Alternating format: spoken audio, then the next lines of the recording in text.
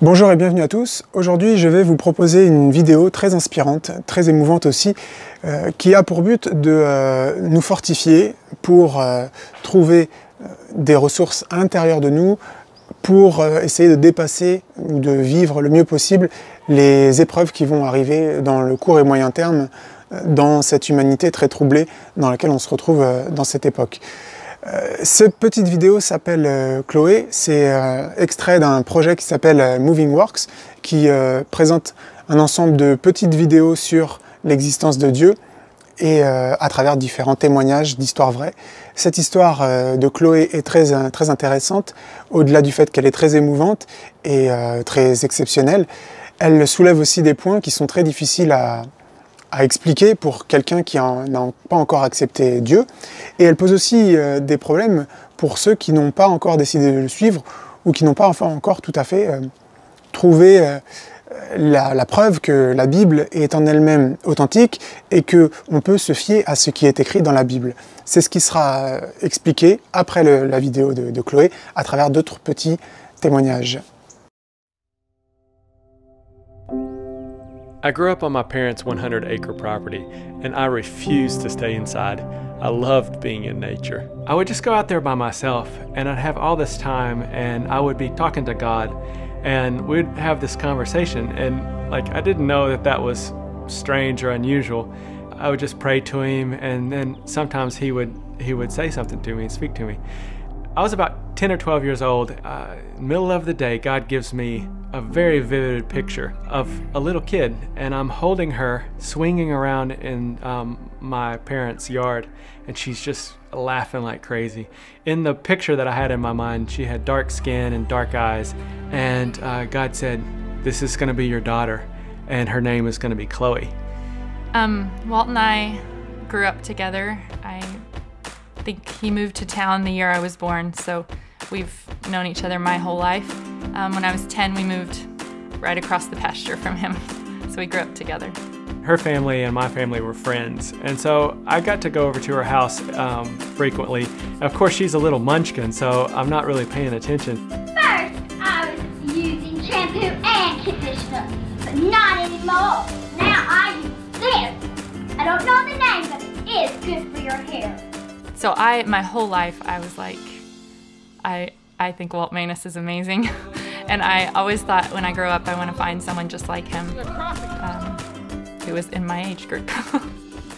I went to university about 30 minutes from where he was living, and when I went, he just kind of came in and helped get me settled and helped introduce me to a church. And so we just started spending more and more time together, and we were sitting in his car just talking, and we had this conversation about what our dreams and our hopes were for the future. And I said that I felt like God had just made me to be a mom. That's what I wanted. More than anything, I wanted to be a mother. And I said that I had actually a name picked out already that I wanted to name my daughter. And he said, "I do too," which I thought was weird because, I didn't think guys did that. And I was like, "Well, what's the name?" And she said, "Chloe." And he's like, "You've got to be kidding me." You won't believe this. God gave me, when I was 12, that name, Chloe. So he's telling me this story, and I'm thinking, this is crazy. First of all, I don't have a lot of experience with God speaking to me like that. She was in the same place that I was. We couldn't believe it, In the picture, Chloe always had olive skin, so he always thought he would marry a woman with olive skin. She can't have a brown-eyed child. I didn't know what to do with it. I think we both knew pretty early on that we were going to get married. It just, I don't know. The best way I can describe it is that Walt felt like home to me. From the very beginning, I felt like, yeah, this is where I belong with this guy. When we first got married, we decided we wanted to wait a little while to have children. We ended up traveling, doing some work with some different missions agencies. And then at a certain point, we realized, no, this is the right time. We want to start pursuing having children. And we were so excited. We thought it was just going to happen immediately, And so we were like, yeah, let's start our family. Let's have children. And, months turned into years. And pretty soon we were 4 years into trying and still nothing. I had always clung to this promise that God had given me about the daughter, so I didn't know when it was going to happen, but it was starting to get hard to wait. It was really hard. It was really, I don't know, I think I struggled with questioning God's goodness in that time. because I just felt like it was so mean, you know, like such a mean thing to do. Yeah. Sorry. Yeah, so there was like a probably 4.5-year period that I would say was really, really hard on us individually, on us in our marriage, and also like the way we were relating with God. Especially for me, I felt like, is God good even when he's not doing things that I would define as good? All of her friends were having kids, and she had to just wait and put on this cheesy smile, this fake smile, and say, we're happy for you. And every time that we would hear about someone getting pregnant, we would just be devastated because we were thinking, this isn't gonna happen for us. We're just fools. We're fools who want kids, and it's never gonna happen. And then I would say somewhere, I feel like God shifted something in me so significant. There was a point where I started to realize, actually, no, I can live like a really full and really happy life and like experience so much with God and like know him so deeply and be satisfied in the deepest way a human can be satisfied, even without having a child. It sounds like a simple concept, but for me that was a big change, a big shift in my perspective. We kept praying through that time, God, if you're saying that you don't want us to be parents, like just take this desire away from us. But more than ever, we wanted to be parents. Like the desire was almost getting stronger. He kept compelling us in his love to like love this idea of being parents and love this idea of having this little girl. And so that's what we did. We just kept praying.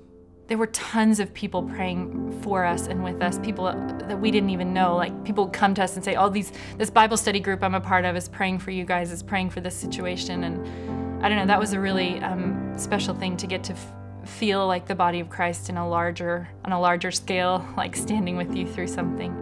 Annie is like, well, maybe we're supposed to adopt, and I was adamantly against it. How are you feeling about adoption? Yeah, I don't want to speak about adoption. I had this thought of like, I called it a Band-Aid baby.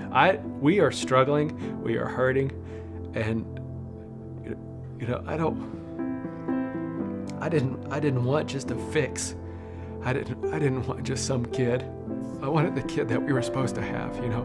And God just like, he progressed me from like being adamantly against adoption to be like, you know, I just want the kid that God wants. Maybe it's not supposed to come through biological means. Maybe it's supposed to be through adoption. So what do you think? I think that I'm very excited to adopt, but waiting will be hard. We had gone through all the paperwork. Annie had done so much work, and I had supported her in that, but I still wasn't convinced that the adoption was right. I remember one night we were at Walt's sister's house and I was checking my email, and there was an email that came in and it said, it's a girl. I clicked on it and I realized it was from the adoption agency, and they said, we just wanted to let you know that a birth mother has chosen you guys, and yeah, you're gonna be parents. And I was like, I just sat there looking at the email like, oh my gosh, I can't believe this.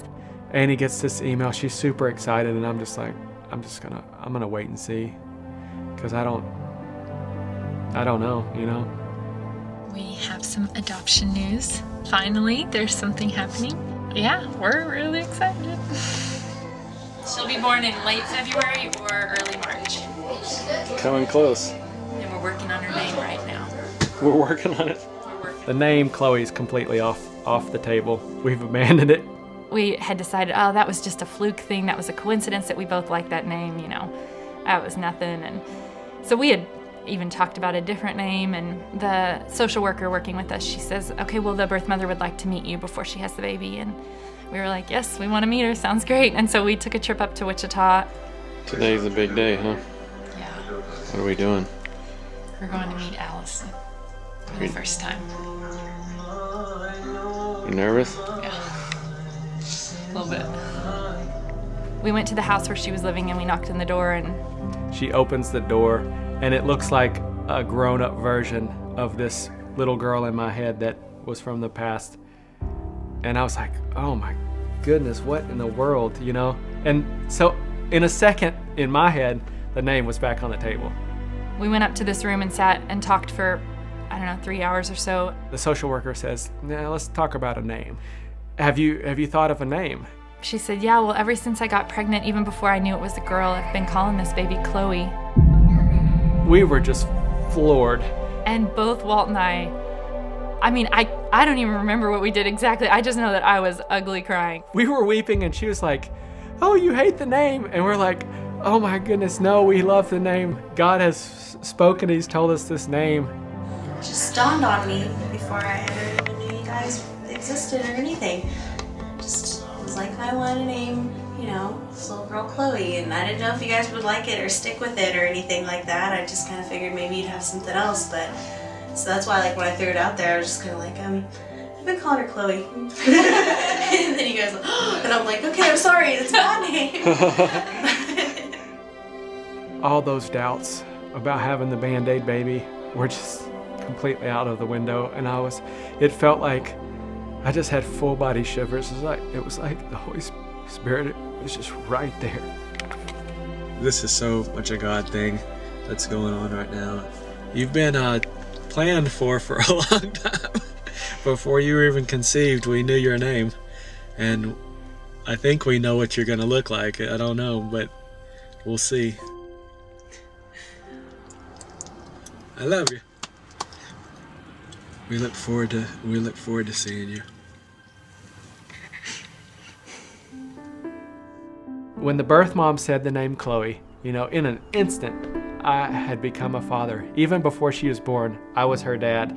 This surreal presence of God was just all around us, and I felt him saying to me, "See how much I love you? Do you see this? Like, do you see what I've done? Like, I've been writing this story. You had no idea. I've been writing this story for years, since Walt was a kid. I've been writing this story," and I realized how foolish I was, I guess, like how my perspective was just so skewed in my own pain that what I saw as him not loving me was in fact him being the most loving he could have been. Day of. Yeah. What were you about to do? Go to the hospital. I can't find your toothbrush holder. Oh no, are you nervous? A little bit. Yeah, I was just crazy nervous that morning. Like, I remember going to the hospital and then all of a sudden it was happening. All of a sudden the doctor came in and was like, "Okay, she's ready and you're gonna have a baby now." And I don't know, and there was just all this movement and bustling around, and then Chloe was there. Like, I was looking at this baby, my baby. I was just looking at her all of a sudden, like she wasn't there and then she was there. Big girl. How you doing, Annie? I'm good. I'm really good. Yeah. So many years of anticipating her as a child. She's here, you know? She's been a part of my life for so long, and she's finally here. I remember just holding her and looking at her face and being like, "I'm your mom. I'm your mom." And I just sounded so weird to say those words. There was no mistake. I am the father of this child, just like God had always planned it to be. And I'm completely owning it. Like, on cloud nine, just amazed at what God has done. It was like he was whispering to me in that moment, like, "I've been here this whole time. And you didn't know, but I've been here this whole time. I've been walking this thing with you." And I was just saying, "Trust me, trust me, trust me, trust me. I've got something good. I've got something good up ahead." It's a constant struggle to just sit in his sovereignty. And when everything is falling apart in your mind, just to wait. And there were so many people that got to celebrate with us. I can't even count the number of people who came and said that that they had prayed for us, or that they had waited for this baby with us, or that our story had somehow spoken to them. I don't know. It was just such a special time of seeing, like, this wasn't just about me and Walt and this baby and our birth mother. It was about, like, all these people that God wanted to touch and encourage and bless through this story.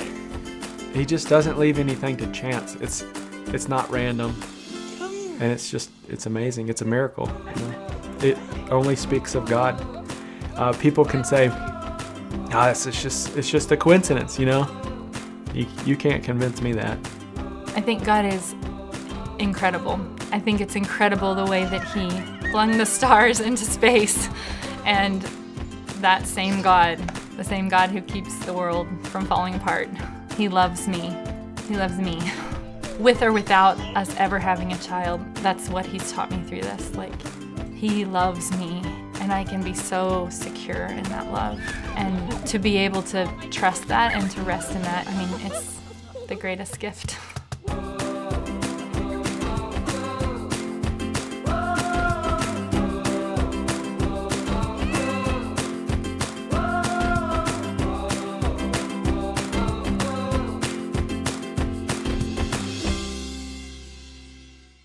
Donc voilà une vidéo très émouvante, très inspirante, qui nous rappelle très bien que Dieu est souverain, que Dieu est en contrôle.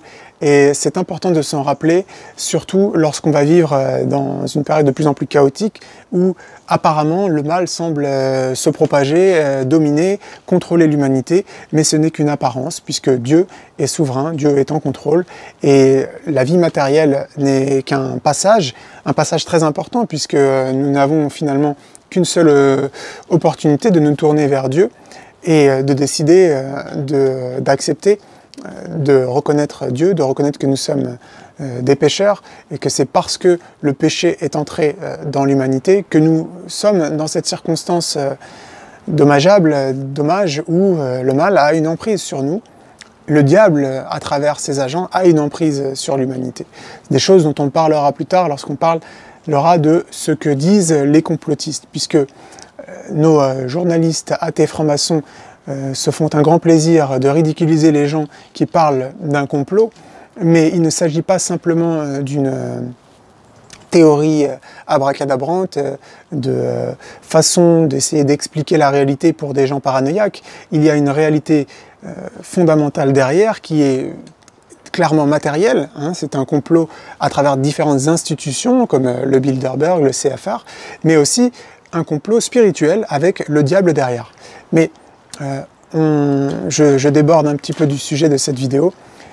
Ce que je voulais dire aussi, c'est que donc, cette vidéo-là qu'on vient de voir pose problème pour les gens qui n'ont pas encore accepté l'existence de Dieu, parce que s'ils veulent rejeter le témoignage qu'ils viennent de voir par une explication rationnelle, eh bien, il va falloir calculer des probabilités pour dire que ce n'est qu'un hasard. Et quand on commence à jouer à ça, eh bien, on se rend compte de l'absurdité de vouloir s'accrocher à expliquer des témoignages comme celui-ci, parce que Chloé n'est pas un témoignage unique, des gens qui sont en communication avec Dieu, Dieu qui leur a parlé, des prophéties, des choses qui ont été annoncées, qui se sont vérifiées. Le fait que ce soit simplement un hasard, d'un point de vue mathématique, rationnel, cartésien, quand on calcule les probabilités, ça devient absurde de s'accrocher à cette explication. Donc c'est pour ça que j'ai dit que ce sera dérangeant pour les gens qui n'ont pas encore accepté l'existence de Dieu. Et ça pose aussi problème, cette vidéo-là, si on vient d'une autre culture où on nous a expliqué qu'on ne peut pas parler avec Dieu, que c'est impossible, que Dieu ne parle pas aux êtres humains, qu'il est détaché de Dieu.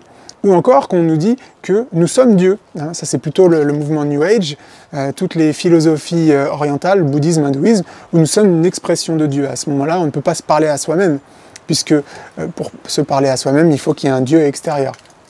Alors, les théosophes, les ésotéristes essayent de réconcilier un petit peu cette problématique en inventant le concept du soi supérieur, où à ce moment-là, la communication qu'on aurait avec une entité extérieure serait en fait la communication avec nous-mêmes à travers ce qu'on appelle le soi supérieur, et l'entité de l'être vivant, l'humain, serait le moi inférieur. Donc là, on est en fait des élucubrations ésotériques pour essayer de camoufler la vérité, qu'il y a effectivement un Dieu extérieur à qui on peut parler et qui peut nous répondre, nous communiquer directement. Ce Dieu s'appelle Jésus-Christ, le Fils du Dieu vivant. Du point de vue de la Bible, Dieu est trinitaire, il y a Dieu le Père, le Fils et le Saint-Esprit. Et l'importance de comprendre que la Bible explique ces choses-là et que la Bible a fait autorité, eh bien on peut s'en convaincre à travers l'étude du livre, à travers l'étude des manuscrits, ce qui a été fait dans la série sur les résumés commentés de la Bible que vous trouvez sur cette vidéo, mais sur cette chaîne. Mais ce que je voulais expliquer ici, si l'orage me laisse le faire, puisque je pense que vous entendez, il commence à pleuvoir, c'est qu'il y a des gens, et là je parle de musulmans, qui ont vu Jésus, qui se sont adressés à Dieu en pensant s'adresser à Allah, et qui ont vu Jésus-Christ qui leur est apparu, et à chaque fois, Jésus-Christ leur a cité des passages de la Bible. Et ce qui est très intéressant, c'est que non seulement ces passages donc sont tirés directement de la Bible, ce qui fait tomber l'argument que la Bible aurait été écrite par les hommes et que Dieu n'a pas son mot à dire dans ses Écritures. C'est en soi absurde, mais il y a des gens qui le disent. Eh bien, ça nous prouve que même si ce sont les hommes qui ont écrit, et puisque au-delà des tablettes de Moïse qui ont été écrites par la main de Dieu, la Bible a été écrite de main d'humains, mais elle est inspirée par l'Esprit de Dieu. Mais finalement, ce n'est pas important, puisque si Jésus, quand il apparaît à des musulmans qui prient et qui cherchent à voir Dieu, leur cite la Bible, à ce moment-là, même si c'est les hommes qui ont écrit de leurs mains, eh bien Jésus, Dieu, valide ces écrits puisqu'il cite ces écrits-là eux-mêmes. Donc il y a Jean chapitre 14 dans l'histoire de Afshin et il y a l'Apocalypse chapitre 22 dans l'histoire de Kamal que vous allez voir maintenant qui sont très inspirantes aussi mais très troublantes pour certaines personnes qui ne reconnaissent pas encore la validité de la Bible. So I did. I prayed and fasted, and from the bottom of my heart, with all my strength, I asked, God, what is it that you want me to do? What way is it that you want me to follow? And so for 2 weeks, I sat in one place and I prayed as many hours as I was awake, and I fasted as many hours as I was awake, and I would just fall asleep literally on that place. I would wake up and I would just pray again and again, asking God, what is the way you want me? After 2 weeks, to no avail, I had no answer. And I really got frustrated. I just thought, forget it, what is this? I have no chance of finding out what he wants. I don't even know if God exists. And I have wasted all my life. I have been afraid all my life, trying to do everything that would please Allah. And now he confuses me. If Allah is all great and he sees the heart, he knew in my heart I love him. And what matters if I call him whatever name I call him? He knows in my heart I love him. And if it does matter to him, I ask him. For 2 weeks I sat, prayed, and nothing happens. So, you know what? I'm going to go do my own thing. I'm going to go walk my own path. I'm going to do what pleases me. Obviously, at that very moment, I felt the power of God fill the room. Now, in Islam, the greatest sin you can commit, and you can never be forgiven for that, is doubting God himself, doubting his teachings, doubting his prophet. And I had done that. And in Islam, they teach you that Allah never visits, God never visits human beings. I feel and I know against Islam I have committed the greatest sin that can never be forgiven. God's presence is in the room, and I'm confronted immediately with His holiness. All this is happening simultaneously, and I'm confronted with His holiness, which puts this weight of sin upon me. And I know that because He is just, He must kill me. He must wipe me off the face of the earth because I am so full of sin. And I cried because I literally didn't want to die. But I knew there is no chance. He was so holy and I was so wicked. So I just ran to the corner of the room and I held my head in my arms and I just cried out, God forgive me, God forgive me, God forgive me, God forgive me. And I just said, forgive me, forgive me, forgive me, forgive me. And as I was crying and just saying, forgive me, I felt a touch on my shoulder saying, I forgive you. And the very instant those words were spoken, I physically felt forgiven. And I couldn't understand it. I said, wait a minute, we say Bismillah ar-Rahman ar-Rahim, in the name of God who is merciful and gracious. But we don't know if we are forgiven till the day of judgment. That is why there is not one single verse in the Quran that says Muhammad is in the heaven.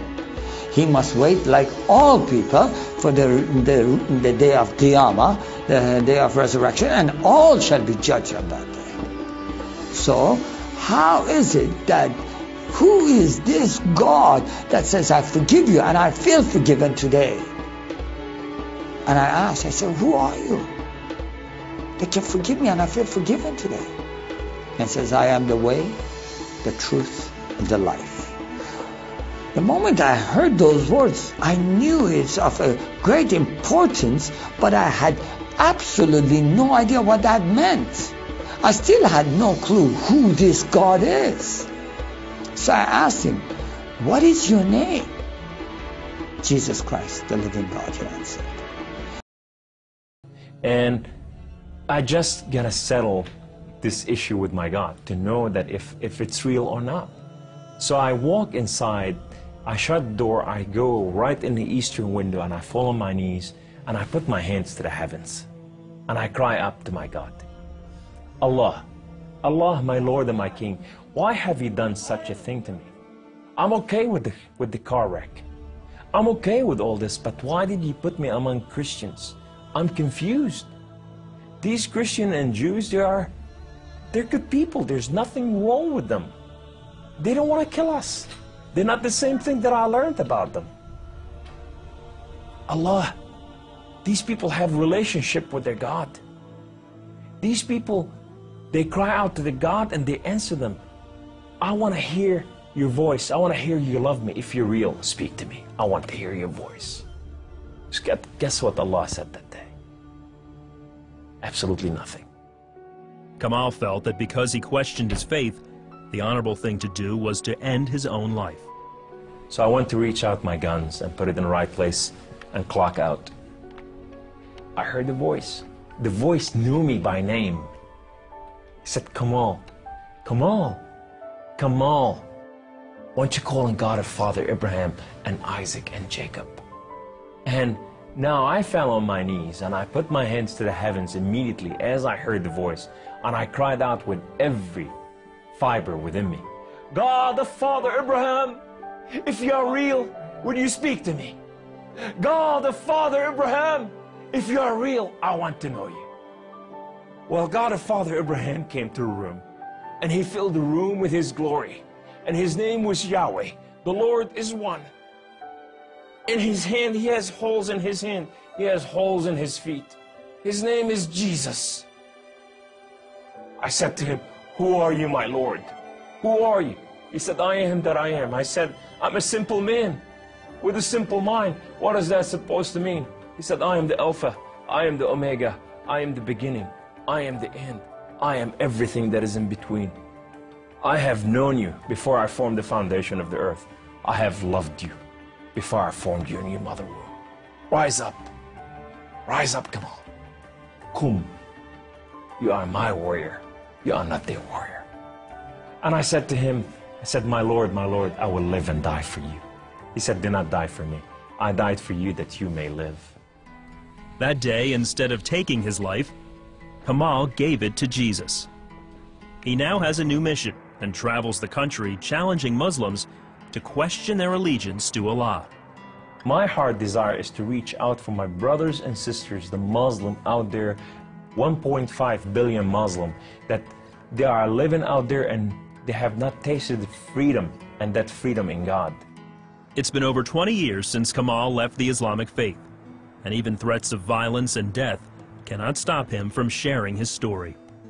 He is real, you know, and if you never experienced God before in your life, if you never tasted God, and if you think you got nothing to lose, when you're sitting in your home, whether you're a Muslim or a non-Muslim or a non-Christian or whatever you are, say, call on God of Father Abraham and Isaac and Jacob, and say, if you are real, speak to me, I want to hear your voice.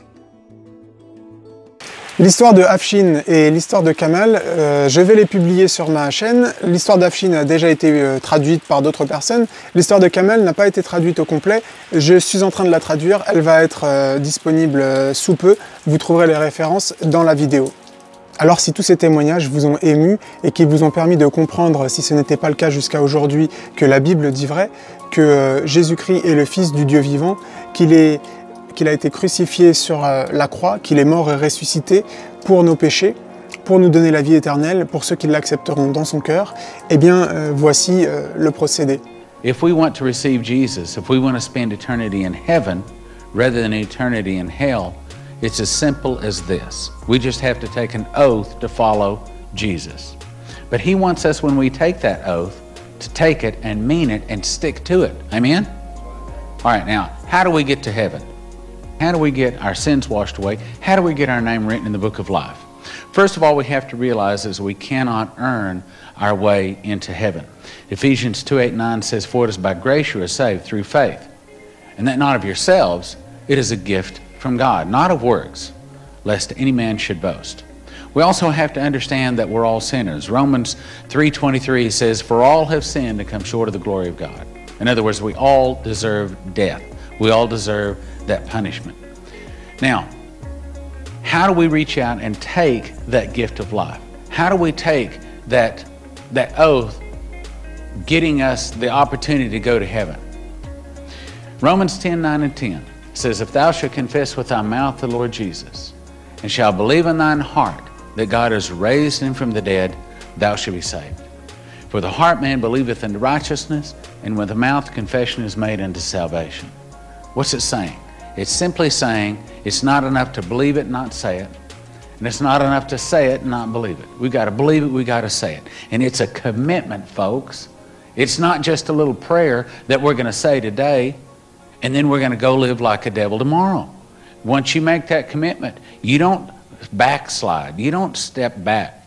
You always march forward. You continue to follow on in the footsteps of Jesus.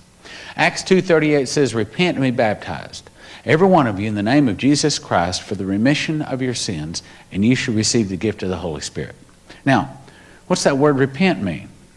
Well, in my life, one time, having made a mess of my life, doing in my life what I wanted to do, and I think we've all been there, I sat down one day and I said, "Lord, I made a mess of my life." I said, "But I tell you what, I'll make you a promise. I'll make you a guarantee. I'll make a covenant." Okay, it's not lightly made and it's not easily broken. I said, "I'll tell you what I'll do. If you'll forgive my sins, if you'll give me another chance, from here on out, I promise I'm going to do my best to follow your laws." Does that mean I'm perfect? No, but it does mean my objective is to be perfect. No spot, no wrinkle, live a holy life. That's our objective, all right? And I said, "If you'll forgive my sins, I promise I'll read your book and I'll do my best to follow your laws." And my whole life turned around. Just like when that Mason goes in, kneels down, takes that oath to receive Lucifer, his whole life turns around. And the Christian, their whole life turns around. If you want your life to turn around, then you'll pray this prayer. Holy Spirit, I ask you to go out and knock on the hearts of the people right here in the audience and those people watching on the videotape, that they'll not put this decision off. They'll make that decision right now, and not make it easily, but make it a firm commitment from now on out, that they'll make that decision and not put it off in Jesus' name. Let's say it together. Dear Heavenly Father, I admit I'm a sinner, and I confess with my mouth, and I believe in my heart that Jesus is the Christ, the Son of the living God, died on the cross, arose 3 days later. I accept His blood to wash my sins away. Ask Him to write my name in the book of life. Keep me holy and save me in the day of trouble. In Jesus' name, amen. Now, unfortunately, there's folks that will tell you that's all you have to do is pray that little prayer and you're going to heaven. Well, that's not what my Bible says. Matthew 7:21 says, "Not everyone that cries, 'Lord, Lord,' will enter into the kingdom of heaven, but those that doeth the will of the Father." All right? In other words, you have to follow on. He says, "Be ye holy, for I am holy." He says, "If you love me, you'll keep my commandments." So it's only the first step in a journey that ends only when we get to see Him. All right? Also, it's not over in another way, because Matthew 10:32-3 says, "Whosoever confesses me before men, him will I confess before my Father which is in heaven. Whosoever denies me before men, him will I also deny before my Father which is in heaven." Now, what He's wanting us to do is to stand up before a group of people and say with our mouth, "Jesus is Lord." Now ask yourself this. If you can't stand in a Christian meeting in front of Christians and say Jesus is Lord, how sure is your Christianity? How sure is your salvation?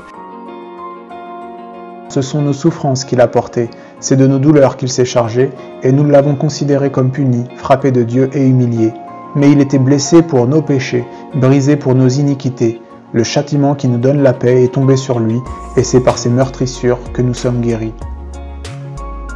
Nous étions tous errants comme des brebis, chacun suivait sa propre voie, et l'Éternel a fait retomber sur lui l'iniquité de nous tous. Il a été maltraité et opprimé, et il n'a point ouvert la bouche, semblable à un agneau qu'on mène à la boucherie, à une brebis muette devant ceux qui la tondent, il n'a point ouvert la bouche.